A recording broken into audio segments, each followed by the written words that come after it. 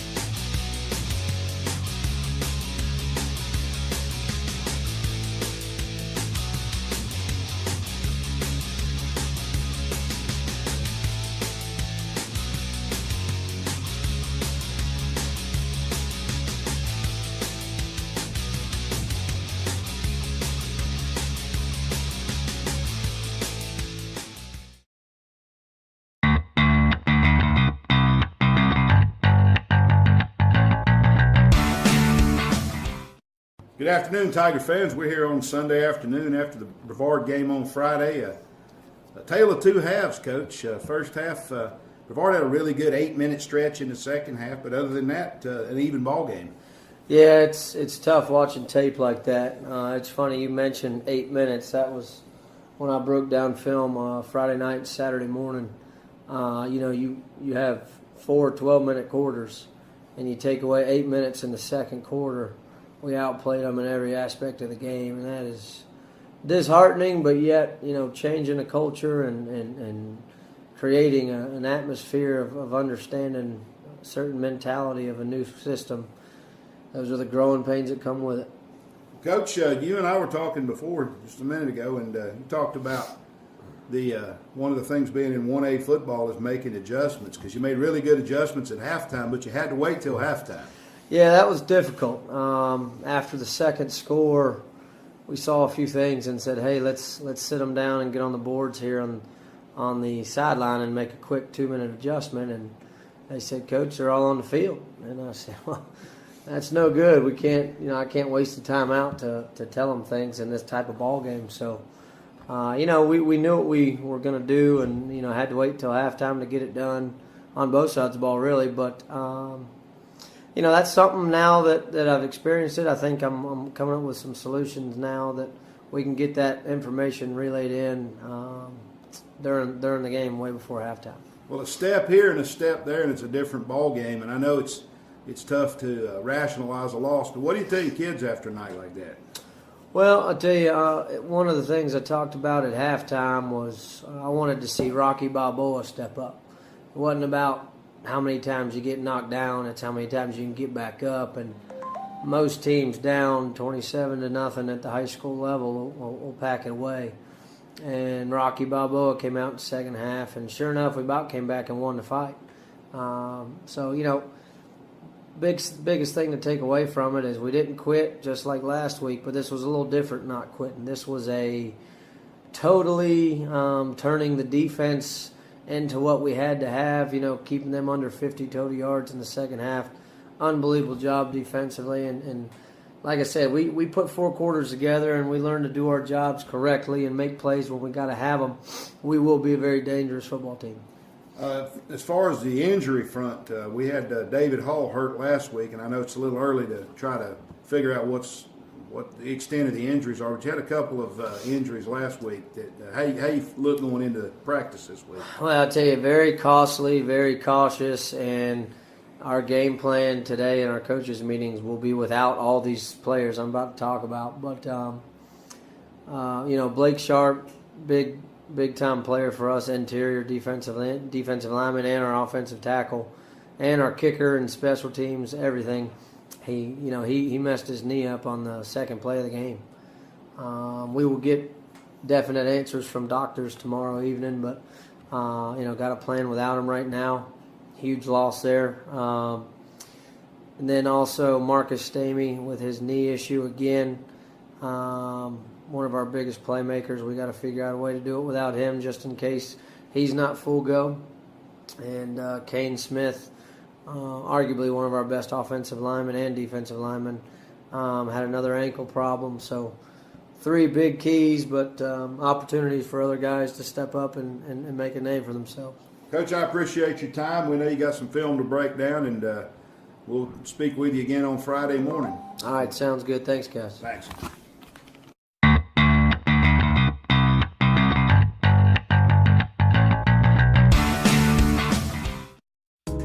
Once again, Tiger fans, it's time for this week's Pick 4. Last week, Matt Morgan dominated with 3-1 record, along with Scotty Ruff, who made a comeback from last week. Myself and the Minister of Football 2-2, and our Fan of the Week, Penn Ash, 2-2. Overall, Matt Morgan's leading the competition at 7-1. Myself and Dennis are at 6-2. Scotty Ruff at 5-3, and the fans are in at 4-4.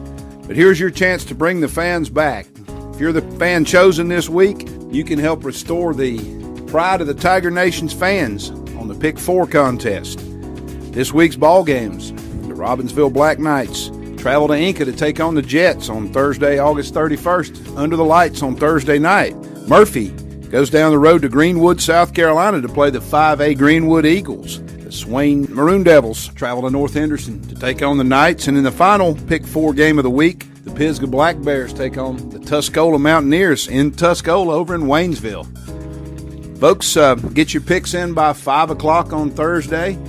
Just go to the Rosman Tiger Sports Network Facebook page and find the post about this week's picks and choose your picks, and one fan will be chosen to compete against the Rosman Tiger Sports Network crew.